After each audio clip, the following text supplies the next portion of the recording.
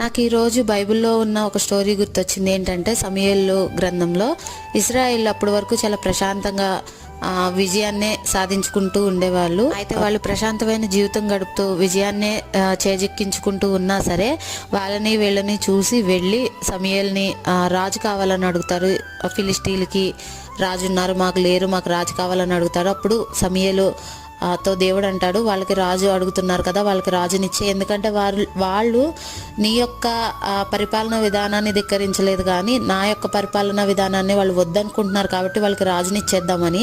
ఇప్పుడు ఇది ఎందుకు చెప్పానంటే, ప్రశాంతంగా అన్ని సక్సెస్ఫుల్గా జరుగుతున్న నా లైఫ్లోకి నేనే బిజీ లైఫ్ కోరుకున్నాను.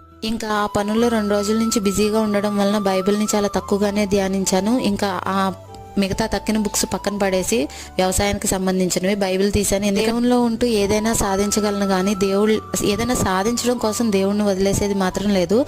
ఎలాగో